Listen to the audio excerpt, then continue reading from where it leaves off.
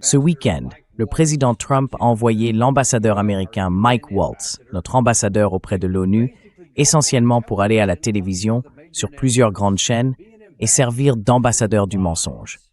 Une fois de plus, voilà ce que nous voyons. Et je commence cette journée comme ça parce que ce que je vois m'a tellement indigné.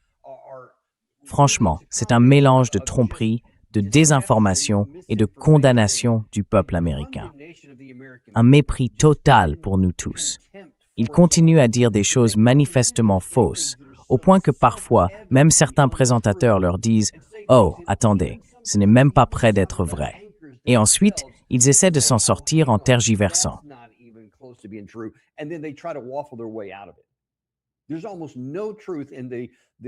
Il n'y a presque aucune vérité dans les quelques extraits sonores que je vais vous passer ici. Mais je pense qu'il est vraiment important, une fois encore, dans l'esprit même de notre chaîne, sans intimidation et sans compromis, de vous dire la vérité. La vérité que, de toute évidence, vous n'entendez pas dans les médias traditionnels. Et nous n'allons pas seulement vous dire ce qui est faux. Nous allons vous montrer ce qui est vrai et quelle est la véritable situation dans laquelle nous nous trouvons aujourd'hui. C'est une situation alarmante. Alors, allons-y tout de suite. D'abord, il a participé à 2 émissions différentes ce week-end. Je crois que l'une d'elles était Meet the Press, celle dont il est question dans ce premier extrait. On lui a demandé très directement, est-ce que cette guerre a une fin? Est-ce qu'on se battra encore le soir du Nouvel An? Est-ce que cette guerre sera terminée d'ici la nouvelle année? Eh bien, d'abord, cette guerre dure depuis 47 ans. Ces attaques contre des Américains, pas avec une telle intensité. Bien sûr, pas forcément avec cette intensité-là, mais à un certain niveau, l'Iran est en guerre avec les États-Unis. Je regardais justement de vieilles vidéos sous l'administration Obama, puis sous l'administration Biden, où ils avaient des marins à genoux après avoir saisi l'un de nos bateaux et les avoir capturés.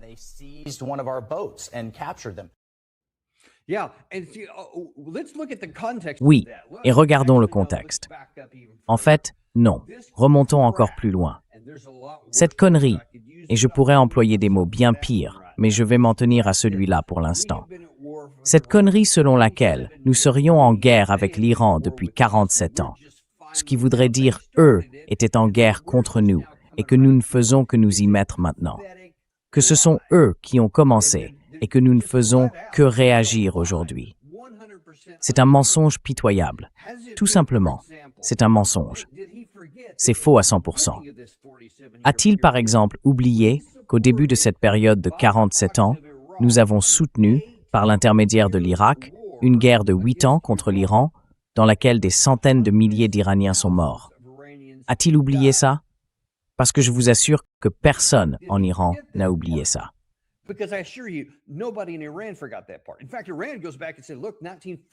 En fait, l'Iran remonte à cela et dit « Regardez, 1953. Revenons à 1953, quand les États-Unis ont soutenu un coup d'État contre le gouvernement iranien légalement élu parce que nous voulions contrôler leur pétrole. Puis bien sûr, il y a eu la révolution de 1979, après ce coup d'État, et après que nous avons installé notre homme, le Shah d'Iran, qui était incroyablement oppressif envers la population. Ce qui a fini par la pousser à se soulever. Et beaucoup de gens n'oublient pas que nous avons en fait contribué à soutenir cela, parce que le Shah d'Iran commençait à faire des choses qui ne nous plaisaient pas financièrement. Nous pensions pouvoir mettre quelqu'un de mieux à sa place. Et ça nous a explosé au visage. L'Iran s'en souvient aussi.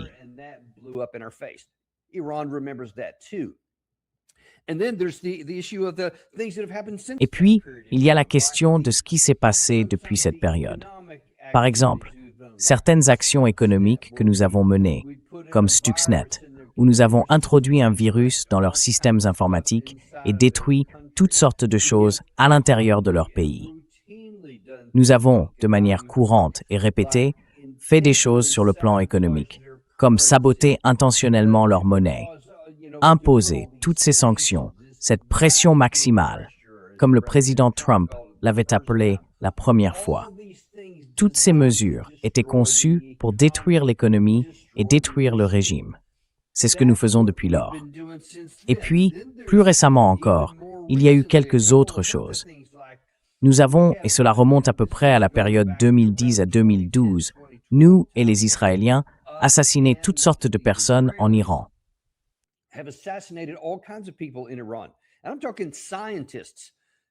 Et je parle de scientifiques, de civils, de choses que nous n'accepterions jamais, jamais, jamais qu'on nous fasse sans retourner à la guerre. Mais l'Iran était en position de faiblesse, alors ils l'ont encaissé. Mais nous l'avons fait. Nous avons assassiné leurs dirigeants. Nous avons assassiné des scientifiques. En 2024, Israël a détruit un complexe abritant l'ambassade d'Iran en Syrie. Là encore, c'est un acte de guerre absolu. Tout le monde le reconnaît. Notre pays deviendrait fou si cela nous arrivait. D'ailleurs, c'est déjà arrivé. Vous vous souvenez en Afrique, dans les années 80, quelque part. Nous avons eu Nairobi, au Kenya, si je ne me trompe pas. Certaines de nos ambassades ont été attaquées. Et qu'avons-nous fait? Nous les avons poursuivis immédiatement. C'était un régime terroriste. Ce n'était même pas une attaque d'un État. Mais nous les avons poursuivis immédiatement.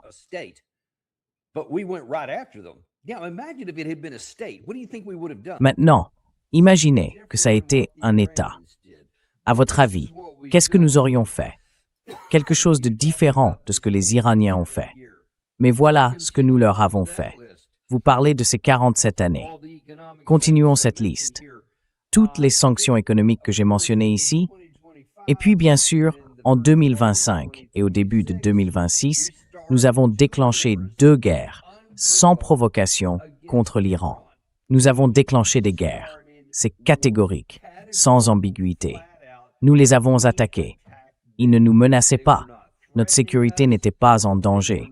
Rien de tout cela n'était vrai. En fait, c'était encore plus diabolique que ça, plus humiliant et plus honteux, parce que nous étions au milieu de négociations, soi-disant, pour trouver une issue pacifique.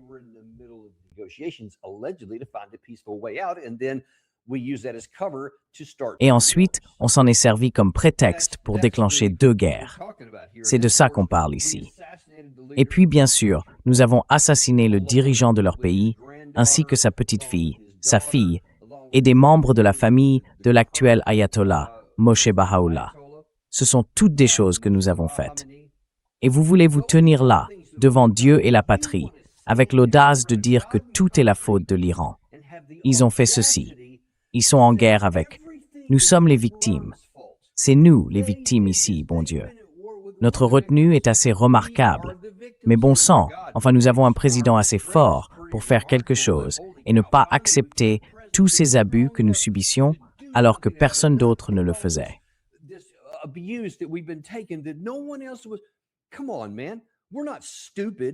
Allons, on n'est pas stupide. C'est du baratin intégral, total. Et pourtant, c'est ça qui passe pour la pensée des élites en Occident. Et c'est ça que notre gouvernement attend. Ils vous méprisent tellement qu'ils peuvent continuer à dire des choses comme ça. Même le présentateur que vous avez vu là, quand il a commencé en disant « Nous sommes en guerre depuis 47 ans », elle lui répond « Allons, même pas ». Bon, elle ne l'a pas contredit aussi fermement que moi. J'aurais aimé qu'elle le fasse. J'aurais adoré le voir se tortiller un peu plus. Mais vous voyez, elle l'a juste un peu mis mal à l'aise. Et alors, ils se lancent dans tout un tas d'autres choses. Et puis, bien sûr, leur truc préféré.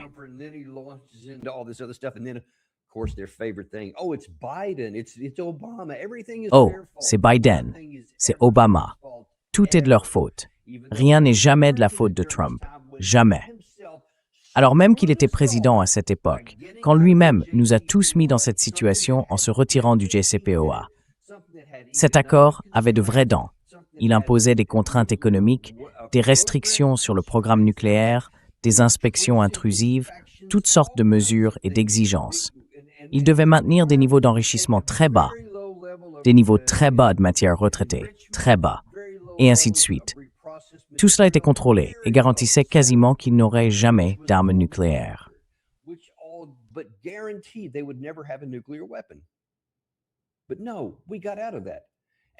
Mais non, on est sorti de cet accord, On l'a réduit en miettes et on leur a donné toutes les raisons de continuer à faire exactement ce qu'ils ont fait.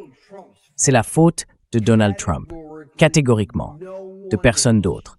Vous ne pouvez pas mettre ça sur le dos d'Obama, ni sur celui de Biden.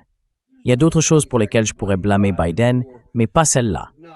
Ça, ce sont des choses que le président Trump a faites. Et toutes ces choses qui se sont produites à partir de 2024, c'était sous sa responsabilité. Ou, pour la plupart, sous sa responsabilité. Non, correction, il n'a pas pris ses fonctions. Il a gagné en 2024, mais il n'a pas pris ses fonctions en 2025. Donc Biden mérite aussi d'être blâmé pour ça. La responsabilité doit aller là où elle doit aller. Mais soyons honnêtes. Soyons honnêtes sur ce qui s'est réellement passé et sur ce qui est en train de se passer.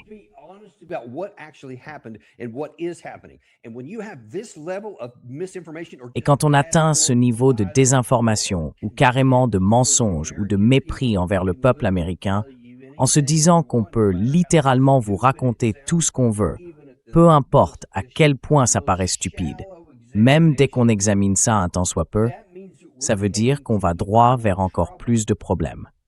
Parce qu'au-delà de ce qu'il s'apprête à vous dire, je vous le dis, la situation est bien pire. Passons au suivant. Là, c'est avec Shannon Bream sur Fox News. Et dans cet extrait précis, on lui a posé la question. L'information circulait et le président Trump avait laissé entendre qu'il allait se passer quelque chose d'important ce week-end.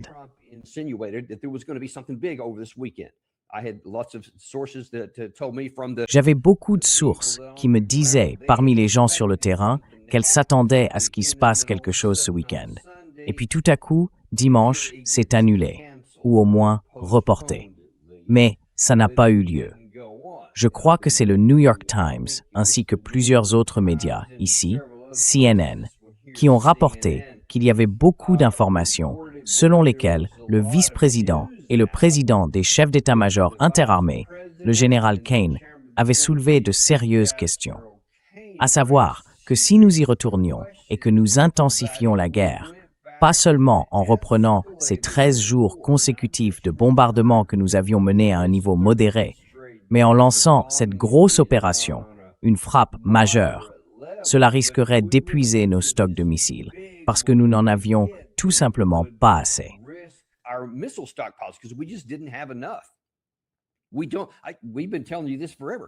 Non, nous ne les avons pas.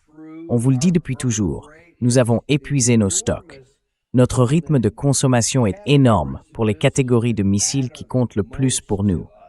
Les missiles de croisière à longue portée JAS, les missiles de croisière Tomahawk, les missiles intercepteurs THAAD et les missiles intercepteurs PAC-3. Tous sont à des niveaux dangereusement bas. Et bien sûr, cela met en péril notre sécurité nationale partout ailleurs. Eh bien, on lui a posé la question. Que pensez-vous de ça? Et pourquoi n'y a-t-il pas eu d'attaque ce week-end?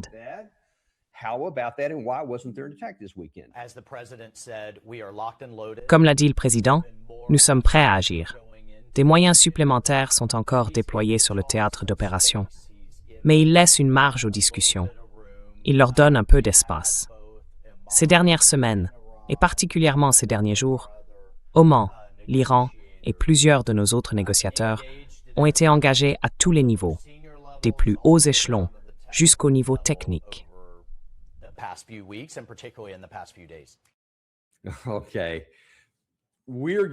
D'accord.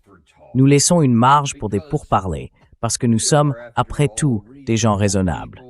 Et même s'ils ne le méritent pas, parce qu'ils sont en guerre contre nous depuis 47 ans, nous voulons laisser un peu de marge pour des pourparlers. Cet après-midi, à midi, nous recevrons Trita Parsi. Il parlera en détail de tout cela, de l'état actuel des négociations. Nous entendrons aussi le point de vue iranien. Mais restons-en là. À l'heure actuelle, c'est manifestement et grotesquement faux. Nous ne faisons rien au sujet des négociations. Rien de ce que nous avons fait n'a quoi que ce soit à voir avec le fait de laisser une marge aux négociations. Soyez honnêtes, bon sang. Dites simplement, eh bien, nous devons réévaluer ce qui est important et voir si nous pouvons réussir.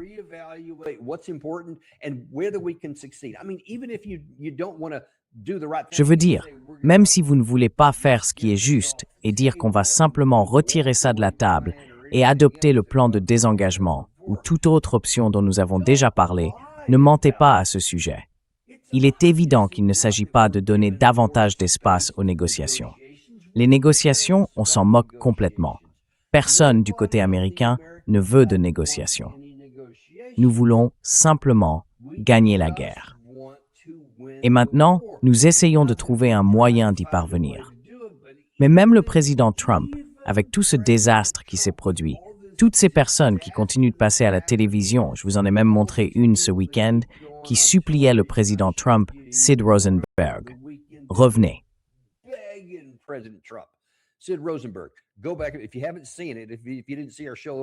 Si vous ne l'avez pas vu, si vous n'avez pas regardé notre émission ce week-end, franchement, allez revoir celle d'hier avec Sid Rosenberg. Elle montre très clairement à quel point des gens insistent auprès du président Trump sur Fox News, dont ils savent qu'il la regarde, pour qu'il revienne à une guerre à grande échelle. Eh bien, ce week-end, on ne l'a pas fait en tout cas, parce que même le président Trump a fini par comprendre que, bon sang, si on intervient et qu'on vide encore une énorme part de ce qui reste de toutes ces catégories de missiles offensifs et défensifs, on va commencer à en manquer. Et ça ne changera toujours pas la situation sur le terrain. C'est ce que tout le monde lui dit. C'est ça qui est alarmant.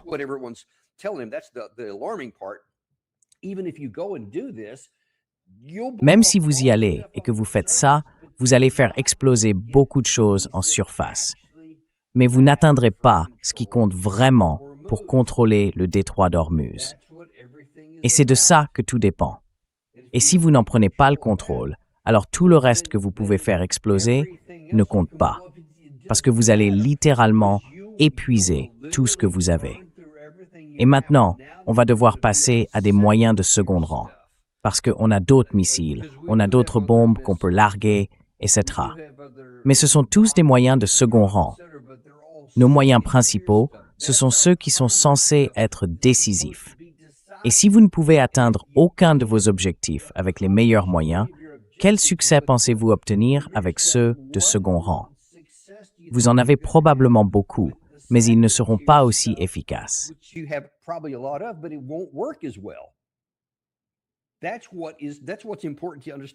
C'est ça qu'il faut comprendre ici. Et toutes ces histoires de négociations, je veux dire, c'est évidemment pas vrai. Alors qu'est-ce que vous allez faire? Revenir à une guerre à grande échelle? Adopter le plan du retrait? Et je pense que la réponse, c'est que, pour l'instant, il n'en a aucune idée. Le président Trump n'en a aucune idée. Bon, Mike Waltz n'avait pas encore terminé, donc il y en a un autre qui veut nous montrer. Allons-y, lançons-le. Elle pose donc la question suivante. D'accord, très bien, vous cherchez des négociations. Mais y a-t-il un critère? Y a-t-il quelque chose qui, si ça ne se produit pas, ou si autre chose se produit, nous ferait repartir à fond?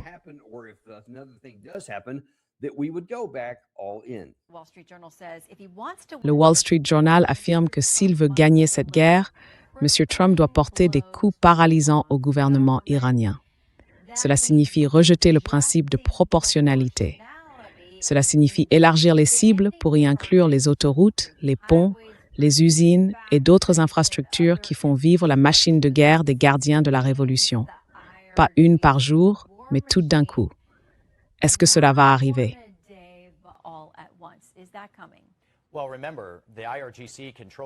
Eh bien, rappelez-vous que les gardiens de la Révolution contrôlent entre 40 et 50% de l'économie iranienne. Ce que vous avez vu ces 13 derniers jours, ce sont des frappes particulièrement ciblées sur les activités terroristes de l'Iran, notamment les attaques contre la navigation civile, des navires de Singapour, de Chypre, du monde entier, qui n'ont rien fait à l'Iran. Cela a été condamné aux Nations Unies. On entend beaucoup dire que nos alliés et d'autres pays ne sont pas avec nous. Un nombre record de 146 pays se sont tenus à nos côtés pour condamner ces activités. Shannon, il faut se poser la question. Est-ce qu'un pays est en train de gagner quand il fait circuler des petites vedettes rapides?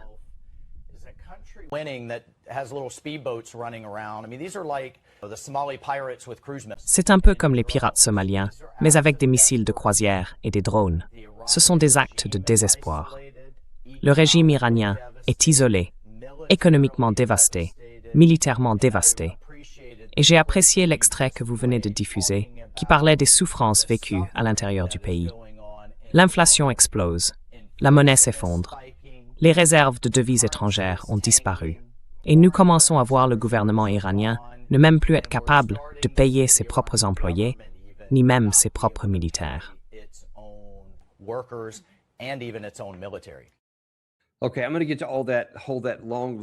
D'accord, je vais venir à tout ça. Gardez cette longue liste de griefs. Il a dit que leur économie s'effondrait, que leur inflation augmentait, blablabla, tout ce genre de choses. J'y viens dans une seconde. Commençons par le début, parce que d'abord on lui a posé une question très précise. C'est ce que ce type a écrit dans le Wall Street Journal. Ça fait écho à ce que Sid Rosenberg a dit ce week-end, et bien sûr, à ce que Jack Keane réclame à chaque fois qu'il passe à la télévision, retournons à une guerre à grande échelle. Elle a demandé, est-ce que ça arrive? Lui, littéralement, n'a même pas répondu à la question. Ensuite, il a décidé de répondre à des questions qu'elle n'avait pas posées. Malheureusement, elle n'est jamais revenue à la charge pour le pousser à répondre.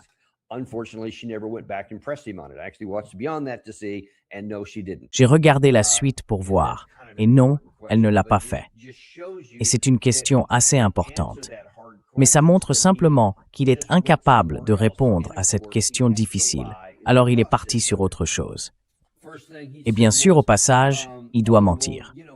La première chose qu'il a dite, c'était « Oh, eh bien, vous savez, les gardiens de la Révolution, ils contrôlent tout. » Et ces actes terroristes qu'il continue de commettre, en attaquant la navigation sans aucune bonne raison, tous ces gens dans le pays. Attendez, qui attaque des navires là?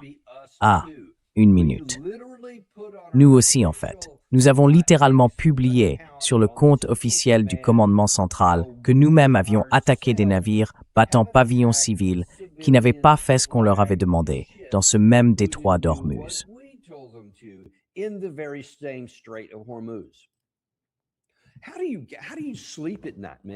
Comment pouvez-vous dormir la nuit, franchement? Je veux dire, vous n'avez donc aucune conscience. Vous vous vantez littéralement de neutraliser des navires civils qui ne font pas ce que vous voulez dans le détroit d'Ormuz. Puis, dans la phrase suivante, vous dites que l'autre camp fait exactement la même chose et que ce sont des terroristes, alors que nous, non. Alors c'est quoi, monsieur l'ambassadeur? Cet acte est-il un acte terroriste ou est-ce une réaction légitime à un blocus que vous avez pris en compte? Parce que ça ne peut pas être les deux. Ça ne peut pas être « c'est bien quand nous le faisons, c'est mal quand eux le font ». C'est un acte identique. Si c'est mal pour tout le monde. Si c'est légitime pour les deux camps. Mais il est incapable d'être honnête sur le moindre point. Alors pourquoi cela nous surprendrait-il?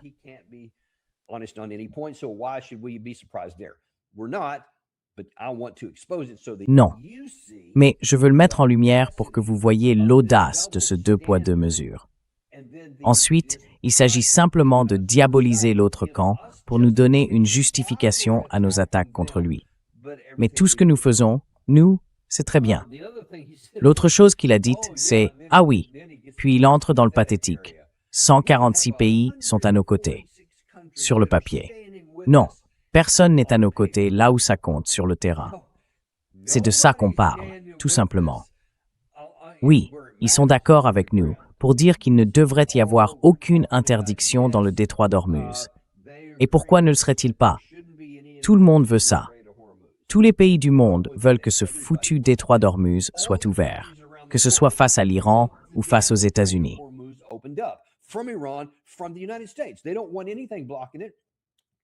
Ils ne veulent rien qui puisse entraver ça. Tout le monde dépend du volume total des réserves d'énergie, de ses approvisionnements énergétiques sur le marché mondial, parce qu'il faut pouvoir en obtenir de tous les différents endroits du monde où le pétrole est produit. Il faut un volume total cumulé pour répondre à la demande mondiale. Il faut une offre mondiale. Donc tous ces endroits doivent apporter leur part.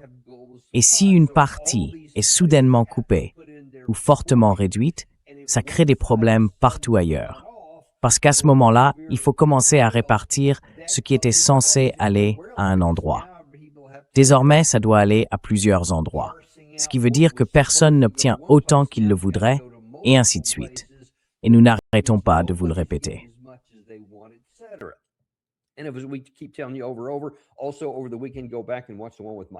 Et aussi, ce week-end, revenez voir celle avec Mike Adams, le Health Ranger, parce qu'il a vraiment souligné à quel point la situation devient critique pour l'approvisionnement alimentaire mondial et comment il est déjà touché. C'est probablement déjà irréversible, et lui soutient que ce n'est pas probablement, mais que c'est bien le cas. Chaque jour qui passe sans que nous soyons capables de résoudre ce problème ne fait que l'aggraver. C'est un problème majeur dont il n'a pas conscience ou qu'il choisit de ne pas aborder, l'un ou l'autre. Donc nos actions causent du tort, pas seulement aux agriculteurs américains. Oui, c'est celle-là, juste là. Regardez-la vraiment, je vous le promets. C'est la deuxième de celles que nous avons eues ce week-end.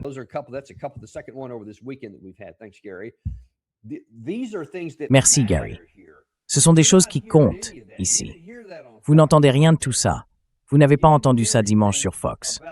Vous n'avez rien entendu sur le fait que des gens pourraient, des millions, des centaines de millions de personnes, plus tard cette année et l'année prochaine, c'est déjà inscrit dans les faits, être confrontés à de graves pénuries alimentaires, voire carrément à la famine, surtout dans certains des pays africains les plus faibles et les plus petits, sans même que cela ait de rapport avec ça.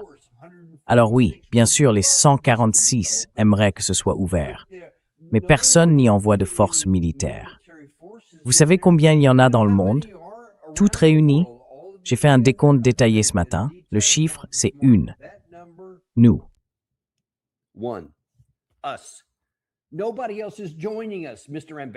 Personne d'autre ne se joint à nous, monsieur l'ambassadeur, parce qu'ils ne sont pas stupides.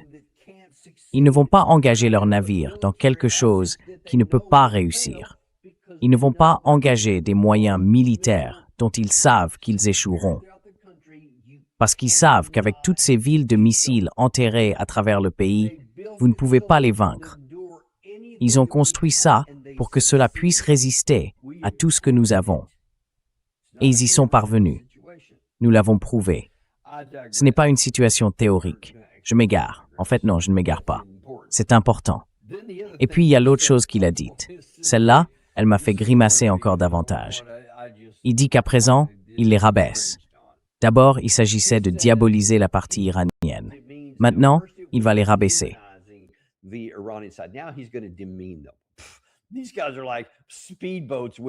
Ces gars-là, c'est comme des vedettes rapides, avec des missiles de croisière. C'est comme des petits pirates somaliens, avec des missiles de croisière et d'autres types d'armes.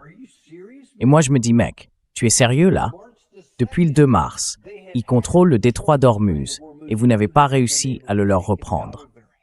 Et vous voulez les rabaisser en parlant de petits pirates somaliens équipés de missiles de croisière? Des missiles de croisière? Vous êtes sérieux? Allez, quoi. C'est une arme majeure. Et si les pirates somaliens avaient des missiles de croisière, on aurait un très gros problème au large des côtes somaliennes. Bien plus grave encore que les problèmes déjà causés par la piraterie qui y sévit. Donc c'est pas exactement les rabaisser.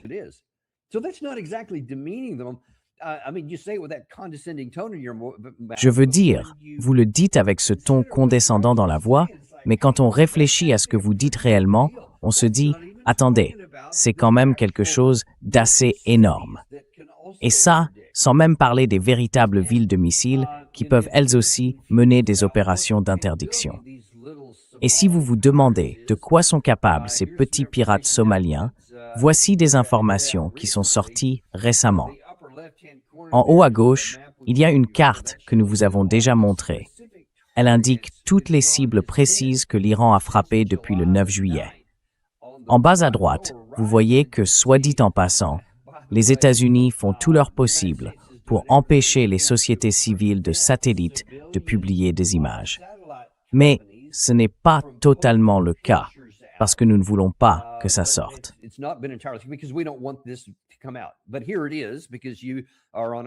Mais ici, c'est parce que vous êtes sur notre chaîne. Alors, vous avez droit au bénéfice de la réalité et de la vérité. Ce sont des frappes de précision de l'Iran contre nos bases dans la région. Ils touchent ce qu'ils visent, et ce qu'ils visent passe au travers. Donc, quels que soient les moyens de défense aérienne dont nous disposons, ce n'est pas suffisant. Ça ne marche pas. Ça ne marche pas. Alors, vous voulez minimiser ces gars-là et relativiser en disant « Oh, ils n'ont que de petits bateaux ». Combien de temps encore allez-vous continuer à rabaisser et à diaboliser l'adversaire alors qu'il continue d'infliger ses dégâts? Vous n'arrivez pas à les arrêter. Vous ne pouvez pas les empêcher de frapper nos moyens.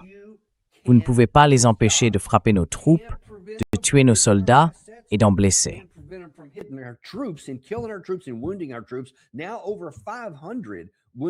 Plus de 500 blessés maintenant, 18 morts officiellement. Je continue de penser qu'il y en a probablement davantage, mais c'est tout ce que nous savons pour l'instant. Et vous ne pouvez pas l'arrêter. Vous ne pouvez pas rouvrir le détroit d'Ormuz.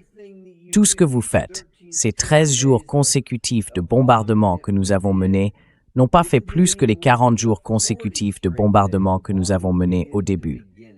Et maintenant, vous voulez intervenir et faire quelque chose de plus important. Et pendant au moins un bref instant, la raison l'a emporté, du moins pour ce week-end. Je doute que ça tienne. Je n'arrive tout simplement pas à imaginer que le président Trump ne cède pas à la pression que vous avez vue dans le Wall Street Journal et que Shannon Bream, je crois, a mentionné. Vous avez vu Sid Rosenberg, que je vous ai montré ce week-end. Sid Rosenberg, which I showed you over the weekend. There's a lot of pressure on President Trump. Il y a beaucoup de pression sur le président Trump.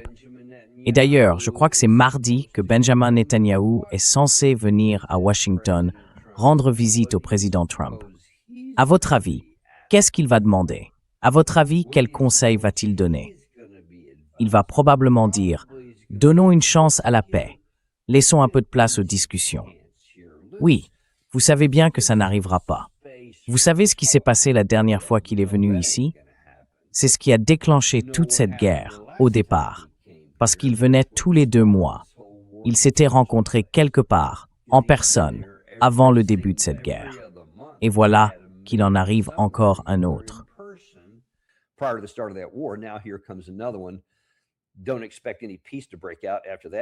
Ne vous attendez pas à ce que la paix éclate après cette réunion. Ça va sortir. La dernière chose dont je veux parler, parmi ce qu'il a évoqué ici, c'est toute cette histoire selon laquelle la monnaie étrangère va s'effondrer, leur gouvernement va s'effondrer, et tout le reste. C'est la même connerie qu'on dit sur la Russie depuis 4 ans et demi et qu'on continue de dire. Il y a un nouveau train de sanctions qui vient d'être adopté, je crois, par l'Union européenne. Le Sénat américain essaie d'en faire passer un en l'honneur de Lindsey Graham. Une stupidité de ce genre. Oui, on en aura davantage et ça mettra la Russie sous pression. Maintenant, ils veulent faire la même chose à l'Iran. Comme ça, le gouvernement finira enfin par s'effondrer.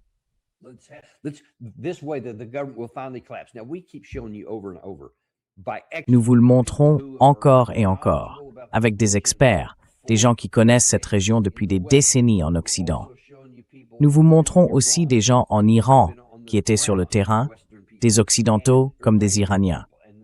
Et ils disent tout la même chose, ce qui correspond à ce qu'on voit sur le terrain, à cause de tout ce que nous avons fait, de tous les mensonges que nous avons proférés, de toutes les attaques non provoquées que nous avons menées. Le peuple iranien, pas son gouvernement, mais le peuple, comprend que toutes ces difficultés lui sont imposées par les États-Unis et Israël, et non à cause de quelque chose qui ne lui plaît pas dans son gouvernement. Cette époque a existé. Nous l'avons détruite. La véritable opposition au gouvernement, nous l'avons foutue en l'air.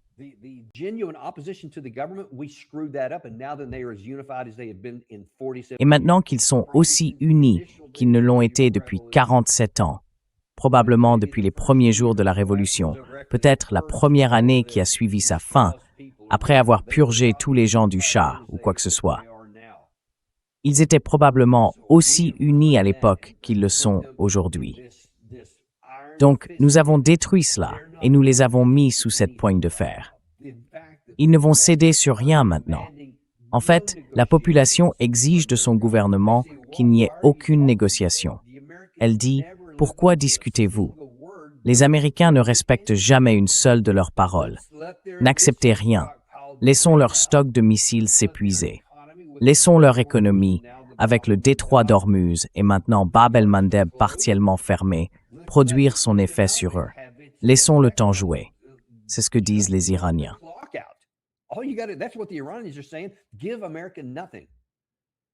Ne donnez rien à l'Amérique. Et on continue de parler, d'essayer de maintenir une sorte de confiance auprès du peuple américain, qui ne sait probablement pas faire la différence parce qu'il n'a pas étudié ces sujets comme nous l'avons fait. Ils essayent de vous convaincre de tenir encore un peu. Ça marche. Notre stratégie marche. Regardez, toutes ces choses se produisent. Bien sûr, la plupart ne se produisent pas.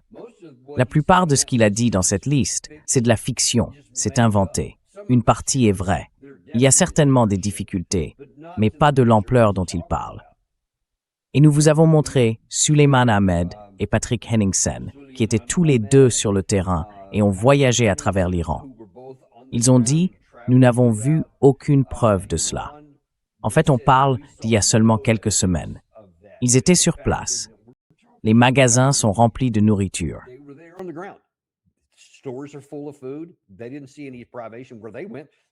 Ils n'ont constaté aucune privation là où ils sont allés et ils ont parcouru une distance considérable. Suleiman Ahmed, en fait, a conduit pendant 11 heures à travers le pays. Il en a donc vu une très grande partie. Ce ne sont donc pas seulement des anecdotes, ni le cas d'un accompagnateur qui aurait dit « Regardez ici », parce qu'il n'y avait pas d'accompagnateur. Il est littéralement allé où il voulait, sans aucune contrainte. Voilà la réalité, les amis. Voilà la vérité. Et nos responsables gouvernementaux continuent de vous mépriser, en pensant qu'ils peuvent vous raconter tous les mensonges qu'ils veulent pour que vous ne vous souleviez pas, ou même pour que vous ne demandiez pas politiquement à vos représentants d'arrêter cette folie. Bon, ça ne marche pas si bien, parce que je crois, la semaine dernière, l'un des sondages de Fox News disait que 69% des Américains étaient opposés à cette guerre. Donc davantage de gens sont conscients de ce qui se passe.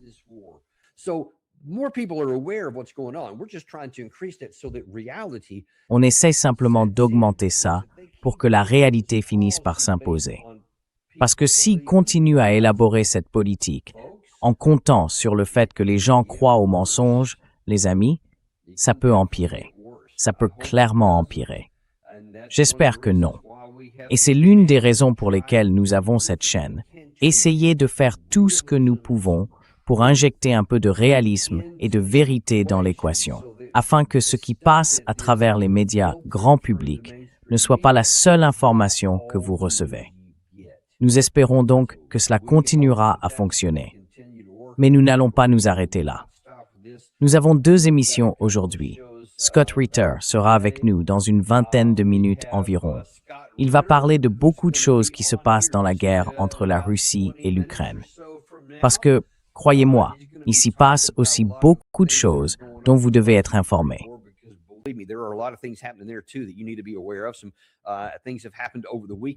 Certaines choses se sont produites ce week-end qui, de manière assez inattendue, relient la situation iranienne à la situation ukrainienne. Nous allons voir cela, voir ce que Scott a à dire là-dessus. Et comme je l'ai mentionné il y a 1 minute, nous recevrons Trita Parsi environ 1 heure plus tard, à midi. Il parlera de la situation diplomatique et nous donnera davantage d'informations sur ce qui se passe à l'intérieur de l'Iran et sur la direction que prennent les choses. Merci beaucoup, tout le monde. J'ai hâte de vous retrouver alors dans le Daniel Davis Deep Dive. Vous savez, je n'essaie pas de vous convaincre d'acheter de l'or ni de vous dire comment gérer votre portefeuille boursier. Mais il y a une façon de nous aider. Abonnez-vous, cliquez sur le bouton j'aime et partagez ceci avec quelqu'un que vous aimez.